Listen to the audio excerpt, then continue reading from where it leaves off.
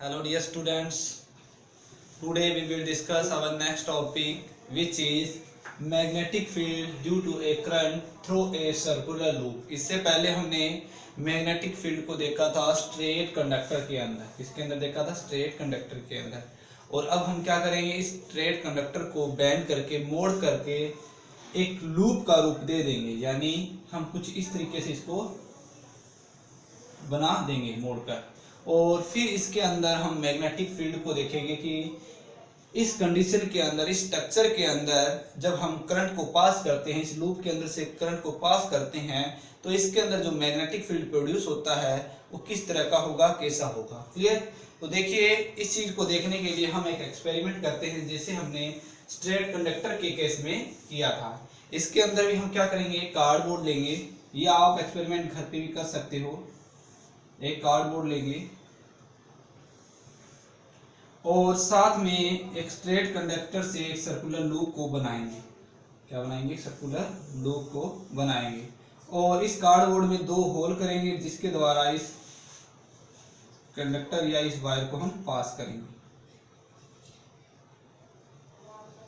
Clear? और फिर इसके जो 2 एंड है, इससे हम क्या करेंगे, बैटरी को कनेक्ट कर देंगे। यहाँ पर मैंने वेरिएबल रेजिस्टेंस लगा दिया है, रियोस्टेट, और ये करंट की डायरेक्शन रहेगी, यहाँ से करंट वापस आएगा, ये नेगेटिव टर्मिनल, ये पॉजिटिव टर्मिनल, ये भी क्या है की। ये और इस कार्डबोर्ड के ऊपर, पूरे कार्डबोर्ड के ऊपर हम क्या करेंगे, आयरन फिलिंग को डाल देंगे, रैंडमली आयरन फिलिंग को डाल देंगे। क्लियर? इस तरीके से फैला देंगे। अभी तक हमने की को क्लोज नहीं किया, यानी अभी तक सर्किट के अंदर से कोई भी करंट फ्लो नहीं हो रहा, और जो आयरन फिलिंग है वो एज इट इज पड़ी हुई है जैसे हमने डाली थी, रैंडमली इसके अंदर डिस्ट्रीब्यूट है। अब हम क्या करेंगे, की को क्लोज करेंगे, और जैसे ही क्लोज करेंगे तो होगा क्या, जो ये आयरन फिलिंग है ये अपने आप को एडजस्ट करके एक पैटर्न देगी, और वो पैटर्न कैसा होगा, सेम एज इट इज वैसा ही होगा जैसे एक स्ट्रेट कंडक्टर के केस में हमें मिला था, यानी हमें सर्कुलर रिंग मिलेगी इस तरीके की दोनों तरफ। उसके अंदर एक तरफ मिली थी, इसके अंदर 2 अगर एंड है वायर की तो दोनों तरफ हमें इस तरीके से सर्कुलर रिंग मिलेगी। और जो ये सर्कुलर रिंग है ये कंटिन्यूसली इंक्रीज होती जाएगी, यानी हमें कंसंट्रिक सर्कल मिलेंगे, और ये सर्कल है ये कंटिन्यूसली बढ़ते जाएंगे, और इनकी जो डायरेक्शन है दोनों तरफ अलग अलग होगी। इसके अंदर तो इस तरफ होगी डायरेक्शन, और इसके अंदर इस तरफ होगी। क्लियर? दोनों की जो डायरेक्शन है वो अलग अलग होगी।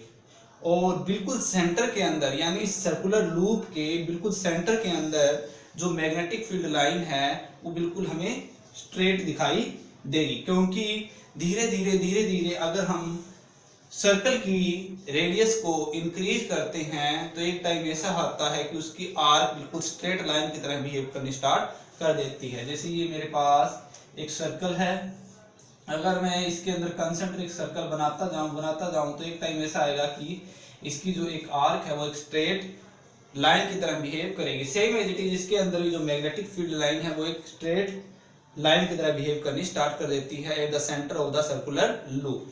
क्लियर? तो इससे हमें क्या पता चला कि जो सर्कुलर लूप है अगर उसके अंदर से अगर हम करंट को पास करते हैं तो जो मैग्नेटिक फील्ड लाइन प्रोड्यूस होती है या मैग्नेटिक फील्ड प्रोड्यूस होता है वो सेम एज इट इज उसी तरीके से होता है जैसे एक स्ट्रेट वायर या कंडक्टर के अंदर होता है। और हर पॉइंट पे हम उस मैग्नेटिक फील्ड की डायरेक्शन को निकाल सकते हैं with the help of right hand thumb rule. Clear? क्योंकि सर्कुलर लूप का एक छोटा सा पार्ट, एक छोटी सी आर्क है वो एक स्ट्रेट कंडक्टर की तरह बिहेव करती है। तो अगर एक स्ट्रेट कंडक्टर है तो उसके अंदर हम मैग्नेटिक फील्ड को राइट हैंड थंब रूल के द्वारा डिटेक्ट कर सकते हैं और हर पॉइंट पे हम उस फील्ड को निकाल सकते हैं कि उसकी डायरेक्शन क्या रहेगी। क्लियर? जैसे यहाँ पर डायरेक्शन कुछ इस तरीके से रहेगी,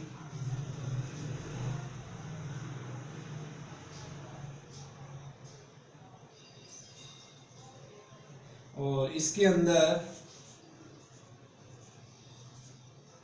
कुछ इस तरीके से रहेगी, और जैसे जैसे इसको इंक्रीज सेंटर की तरफ जाएंगे तो ये जो लाइनें हैं ये बढ़ती चली जाएगी, और एक टाइम ऐसा आएगा कि जो ये मैग्नेटिक फील्ड लाइन है ये बिल्कुल सेंटर के ऊपर एक स्ट्रेट लाइन बन जाएगी। क्लियर?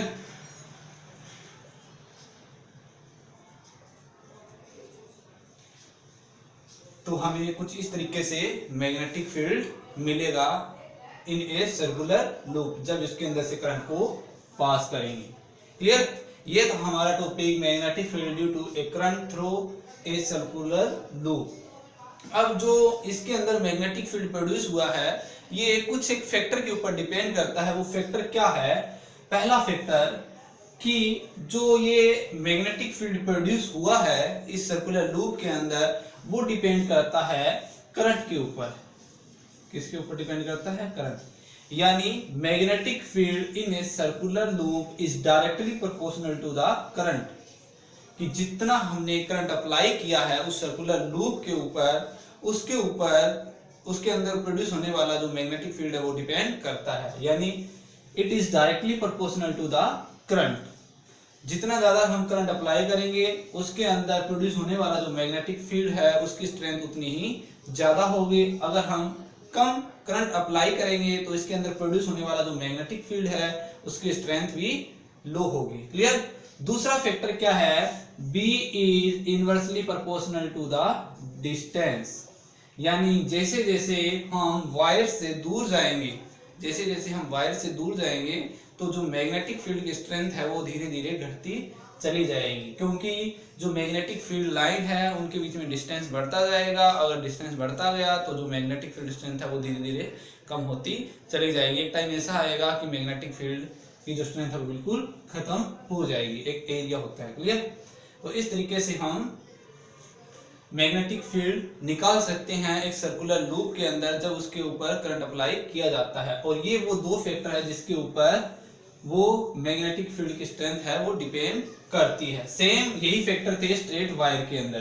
तो इससे क्या पता चला कि जो स्ट्रेट वायर है और जो सर्कुलर लूप है इसके अंदर जो मैग्नेटिक फील्ड है वो सेम रहता है। यानी कंसेंट्रिक हमें सर्कल मिलते हैं, एक के अंदर एक सर्कल मिलता है, और किसी भी पॉइंट पे हम मैग्नेटिक फील्ड की जो डायरेक्शन वो निकाल सकते हैं with the help of right hand thumb rule. दूसरी बात, जो इसके अंदर मैग्नेटिक फील्ड प्रोड्यूस हुआ है किस किस केस में? एक तो स्ट्रेट कंडक्टर के केस में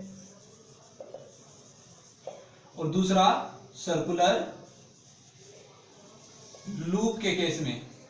दोनों के अंदर जो फैक्टर है वो सेम रहेंगे। यानी इन दोनों के अंदर जो मैग्नेटिक फील्ड प्रोड्यूस होता है उसकी जो स्ट्रेंथ है वो दो फैक्टर पे डिपेंड करती है। First is V is directly proportional to the current, कि इसके ऊपर कितना करंट अप्लाई किया गया है। Second is V is inversely proportional to the distance, यानी जैसे जैसे हम दूर जाएंगे वैसे वैसे जो हमारी स्ट्रेंथ है वो मैग्नेटिक फील्ड की वो घटती चली जाएगी, और जैसे जैसे हम वायर के पास आएंगे वैसे वैसे उसकी स्ट्रेंथ बढ़ती जाएगी। क्लियर? ये था हमारा topic magnetic field due to a current through a circular loop.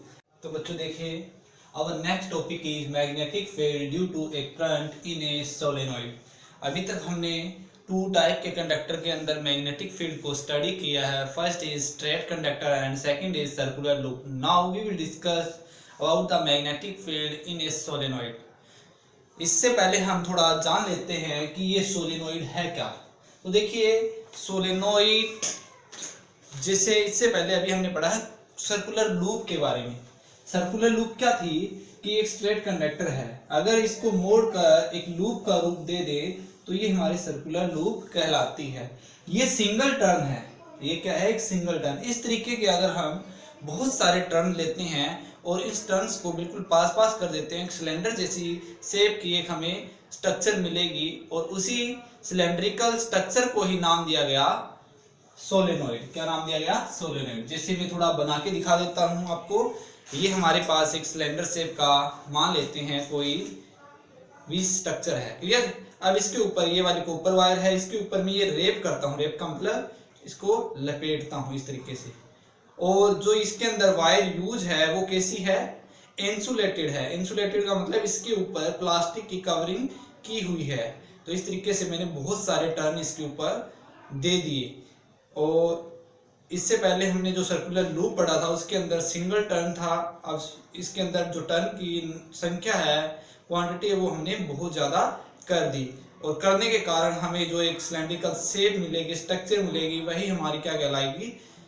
Solenoid. क्या कहलाएगा? सोलेनोइड। क्लियर। जैसे ये हमारा सोलेनोइड बनके तैयार है। तो इस स्ट्रक्चर को ही सोलेनोइड बोला जाता है। इसके भी 2 एंड होते हैं, एक ये रहा और एक ये रहा, क्लियर। अब इस सोलेनोइड के अंदर से हम करंट पास करके देखेंगे, स्टडी करेंगे कि किस तरीके से इसके अंदर जो प्रोड्यूस मैग्नेटिक फील्ड होता है वो किस तरीके का आता है, किस तरीके की उसकी शेप रहती है, क्लियर। तो आइए देखते हैं कि जैसे ही हमने number of turn circular loop के बहुत ज्यादा कर दिए तो क्या मिला? हमें एक सिलेंड्रिकल शेप की स्ट्रक्चर मिली और उसे ही बोला गया सोलेनोइड। क्या बोला गया? सोलेनोइड। इस तरीके से बहुत सारे इसके ऊपर टर्न्स चढ़ा दिए।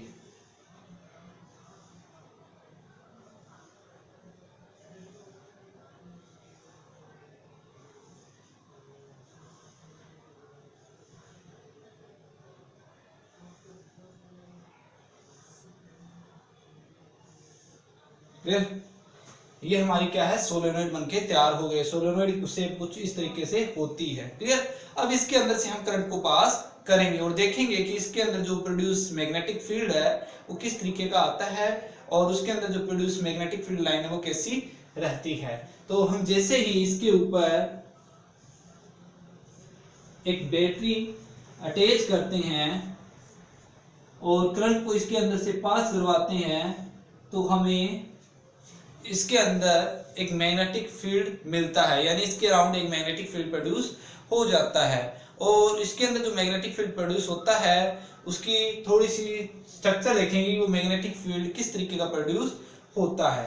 तो जैसे हमने इसके अंदर से करंट को पास किया तो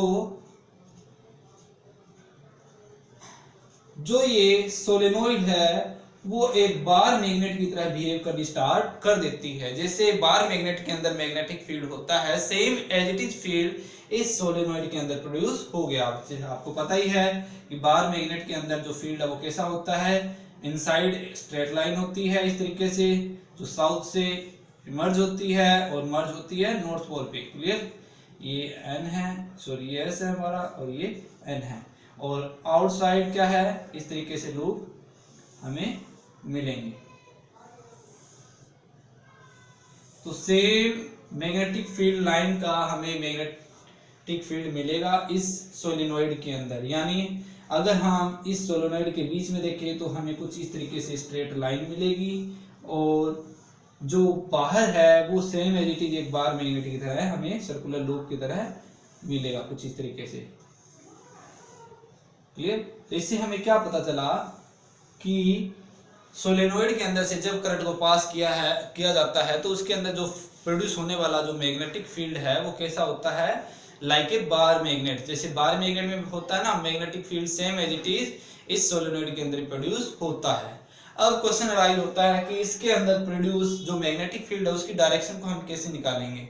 तो इसकी डायरेक्शन स्टडी की गई कि इसके अंदर जो प्रोड्यूस मैग्नेटिक फील्ड है उसकी डायरेक्शन क्या रहेगी। तो डायरेक्शन क्या मिली कि जिस तरफ से आपको करंट क्लॉकवाइज जाता हुआ दिखाई दे रहा है, क्लॉकवाइज का मतलब कुछ इस तरीके से जाता हुआ दिखाई दे रहा है, नीचे की तरफ जाता हुआ दिखाई दे रहा है, उस पोल को या उस एंड को हम बोलेंगे साउथ पोल। क्या बोलेंगे? South pole. तो जैसे मान लेते हैं कि ये हमारी कॉइल है और इस तरफ से हमने पॉजिटिव टर्मिनल को जोड़ दिया, इस तरफ से नेगेटिव टर्मिनल को जोड़ दिया। तो जैसे ही मैं इस तरफ से देखता हूं तो मुझे करंट इस तरीके से जाता हुआ दिखाई देता है और ये कैसी रोटेशन है, ये क्लॉकवाइज रोटेशन है, मतलब ये वाला एंड है वो क्या कहलाएगा, साउथ पोल कहलाएगा। अगर मैं उधर जाके देखूं और करंट की डायरेक्शन नीचे की तरफ कर दूं तो मुझे ये एंटी क्लॉकवाइज दिखाई देगा। क्लियर। तो जिस तरफ से सोलेनोइड के अंदर करंट एंटी क्लॉकवाइज दिखाई देता है वो आपका एंड कहलाएगा नॉर्थ पोल, और जहां से आपको करंट की डायरेक्शन क्लॉकवाइज दिखाई देती है वो एंड कहलाता है साउथ पोल। क्लियर। और आप याद ऐसे भी रख सकते हो, जिस तरफ पॉजिटिव टर्मिनल जुड़ा हुआ है वो साउथ पोल कहलाएगा, और जो नेगेटिव टर्मिनल है उस तरफ के एंड को हम क्या कहेंगे, नॉर्थ पोल। डायरेक्शन को डिटेक्ट करने के लिए आप किस तरफ क्लॉकवाइज होता है, किस तरफ एंटी क्लॉकवाइज होता है, तो इसका एक सिंबल दिया गया है। जैसे अगर हम एस को लिखते हैं तो कुछ इस तरीके से लिखते हैं, तो इसके एंड के ऊपर आप एरो लगा दीजिए। अब एरो को आप देखो, ये नीचे की तरफ किस तरीके से घूम रहा है, किस तरीके से घूम रहा है, इस तरीके से। और ये कौन सी रोटेशन है, ये क्लॉकवाइज रोटेशन है। यानी साउथ के अंदर कैसी रोटेशन रहती है, क्लॉकवाइज। यानी क्लॉकवाइज रोटेशन के अंदर अगर आपको करंट दिखाई देता है, इट मींस वो कौन सा पोल कहलाएगा, साउथ पोल। अगर हम एन को ड्रॉ करें तो एन कुछ इस तरीके से दिखाई देगा, यानी ये थोड़ा उल्टा आपको, यानी एंटी क्लॉकवाइज करंट जाता हुआ दिखाई दे रहा है इस तरीके से। क्लियर। जहां से आपको करंट एंटी क्लॉकवाइज दिखाई दे वो आपका एंड कहलाएगा नॉर्थ, और जहां से आपको करंट क्लॉकवाइज जाता हुआ दिखाई दे वो पोल कहलाएगा आपका साउथ। तो जो सोलेनोइड है इसके अंदर जो मैग्नेटिक फील्ड प्रोड्यूस होता है वो कैसा होता है, like a bar magnet. Bar magnet में जैसे मैग्नेटिक फील्ड होता है ना, same as it is solenoid में होता है। इनसाइड हमें पैरेलल लाइंस दिखाई देगी और आउटसाइड हमें सर्कुलर लूप दिखाई देंगी, और जैसे जैसे हम इस सोलेनोइड से दूर जाएंगे वैसे वैसे इसकी जो स्ट्रेंथ है वो घटती चली जाएगी। अब थोड़ा फैक्टर के बारे में और बात कर लेते हैं कि कौन कौन से फैक्टर पे ये मैग्नेटिक फील्ड डिपेंड करता है। तो इसके अंदर जो फर्स्ट फैक्टर है B इज डायरेक्टली प्रोपोर्शनल रहेगा करंट के, कि जितनी ज्यादा करंट रहेगी उतनी ही ज्यादा उसके अंदर मैग्नेटिक फील्ड प्रोड्यूस होगी, स्ट्रेंथ उतनी ही ज्यादा होगी। सेकंड जो इसके अंदर फैक्टर है वो है नंबर ऑफ टर्न, यानी जितने ज्यादा सोलेनोइड के अंदर टर्न होंगे, यानी जितनी ज्यादा लंबी हमारे पास सोलेनोइड होगी उतना ही स्ट्रॉन्ग उसके अंदर मैग्नेटिक फील्ड प्रोड्यूस होगा। तो सेकंड हमारा जो फैक्टर है वो क्या है, नंबर ऑफ टर्न। जितने ज्यादा नंबर ऑफ टर्न्स उतना ही ज्यादा उसकी जो मैग्नेटिक फील्ड उसकी स्ट्रेंथ रहेगी। क्लियर। थर्ड हमारा रहता है B is directly proportional to the, एक फैक्टर हमारा क्या है कि अगर हम इस सोलेनोइड के बीच में अगर हम आयरन की रोड डाल देते हैं तो भी मैग्नेटिक फील्ड है वो कई गुना इंक्रीज हो जाता है। तो मैं इस आयरन की इसके अंदर रोड डालने से भी मैग्नेटिक फील्ड प्रोड्यूस जो है उसकी स्ट्रेंथ बढ़ जाती है। क्लियर। ये थे हमारे फैक्टर। तो ये हमारा टॉपिक क्या था, magnetic field due to a current in a solenoid. Solenoid के अंदर जो मैग्नेटिक फील्ड है वो किस तरीके से होता है। तो हमने तीनों केस कर लिए, स्ट्रेट वायर वाला भी कर लिया, सर्कुलर लूप वाला भी कर लिया और सोलेनोइड वाला भी कर लिया। नेक्स्ट हमारा टॉपिक रहेगा the force on A current carrying conductor in a magnetic field, की मैग्नेटिक फील्ड के अंदर अगर हम किसी करंट कैरिंग कंडक्टर को रखते हैं तो उसके ऊपर जो फोर्स लगेगी वो कैसी रहेगी। क्लियर। वो करेंगे हम नेक्स्ट लेक्चर में। क्लियर। Thank you.